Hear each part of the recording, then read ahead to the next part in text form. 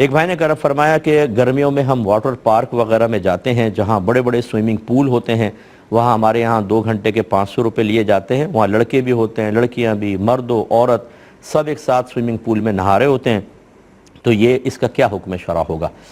دیکھیں اس طرح بالکل ناجائز ہے کہ جہاں پہ عورتوں اور مردوں کا اختلاط ہو، عورتوں کو جانا بھی گناہ ہے اور مرد کو جانا بھی گناہ ہے، چاہے عورتیں دور ہوں لیکن نگاہ پڑتی ہے پانی کے اندر، اور پھر پانی سے باہر نکلتے ہوئے جو جسم ہے، کپڑے ہیں چپک جاتے ہیں جسم کے ساتھ، تو خاص طور پہ عورتوں کے جسم کی حیت پر نگاہ پڑے گی، اور یہ شرعی طور پہ بالکل ناجائز ہے اور گناہ ہے عورت کے جسم پر اس طرح نگاہ ڈالنا، تو ایسے مقام پر گویا کہ جانا بھی گناہ ہے۔ اگر وہاں پر صرف یہ ہے کہ مرد ہی مرد ہوں یا کہیں عورتوں کا الگ انتظام ہو، وہاں صرف عورتیں ہوں تو پھر بھی گنجائش ہے، لیکن میں تو بہنوں کو منع ہی کروں گا، کیونکہ کہاں ہڈن کیمرہ لگا ہوا ہے آپ کو کچھ پتہ نہیں ہے، تو یہ ہو سکتا ہے کہ آپ کی وہ ویڈیوز وغیرہ عام نہ کی جائیں، لیکن اپنے لیے وہ بنا کر رکھ لیں، یہ بھی کوئی بعید نہیں، اور بعد میں وہ دیکھتے رہیں، مناسب چیز نہیں ہوتی ہے، اور تو اس لیے اس طرح کے جگہوں پر جانا اور خاص طور پہ سوئمنگ پول وغیرہ میں تھوڑا سا احتیاط کریں، یہی بیسٹ ہے، اور اگر خدا نہ خواستہ کوئی شیطان قسم کے ہوئے تو آگے بھی برے معاملات ہو سکتے ہیں، لیکن ہمیں کسی پہ بدگمانی کی اجازت نہیں ہے۔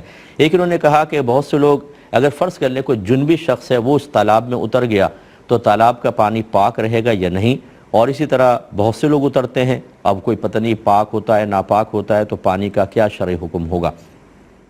دیکھیں پہلی بات تو یہ کہ اللہ تعالیٰ نے جو یہ فرمایا کہ هو الذی خلق لکم ما فی الارض جمیعا، اللہ تعالیٰ نے وہی ذات ہے، اللہ تعالیٰ کی ذات وہی ہے جس نے دنیا میں جو کچھ ہے یا زمین پہ جو کچھ ہے تمہارے نفع کے لیے پیدا کیا ہے، اور کئی دیگر احادیث اور آیات کا خلاصہ یہ ہے کہ نفع انہی چیزوں سے اٹھا سکتے ہیں جو پاک ہوں اور حلال ہوں۔ اس کا مطلب ہے ہر چیز تقریباً اولاً پاک ہی ہوتی ہے، حلال بھی ہوتی ہے، پھر کسی وجہ سے وہ حرام بنتی ہے یا وہ ناپاک ہوتی ہے۔ اس آیت کے تحت ثابت ہے کہ ہر چیز کو پاک مانا جائے گا، ہاں جیسے گندگی ہوتی ہے، نجاستیں ہوتی ہیں، یہ اصلاً ہی ناپاک ہوتی ہیں، لیکن باقی چیزیں مثلا اب یہ پانی ہے، اس آیت کے تحت اس کو پاک ماننا واجب ہے، جب تک کہ یہ ثابت نہ ہو جائے کہ واقعی اس میں کوئی نجاست گری ہے، اس کو پاک ہی مانا جائے گا۔ اب آپ کا یہ گمان ہے، خالی ظن ہے کہ شاید کوئی ناپاک آدمی وہاں پہ چلا گیا ہو جس کے جسم پہ کوئی ظاہری نجاست ہو تو ایسا ہو گیا ہو، تو اگر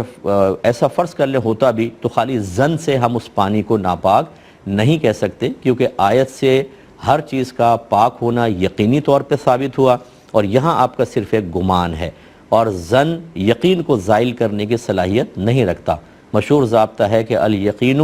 یزول بالیقین، یقین یقین سے ہی زائل ہوگا، تو کوئی یقینی دلیل لے کر آئے، اور یہ بھی ضابطہ ہے کہ الیقین لا یزول بالشک، یقین شک سے زائل نہیں ہوتا، لہٰذا وہ پانی پاک۔ دوسری چیز یہ ہے کہ اگر وہ تالاب اتنا بڑا ہے کہ دہ در دہ ہے، یعنی دہ در دہ یا اس سے بڑا ہے، دہ در دہ وہ ہے جس کے لمبائی چوڑائی کو ضرب کریں تو حاصل ضرب 225 فٹ آ جائے، تو 45 اور 9 سمجھ لیجئے کہ 225 فٹ ہے، اتنا بڑا اگر وہ حوض ہے تو یاد رکھیں کہ اس میں اگر کوئی ناپاک آدمی پہ اتر گیا،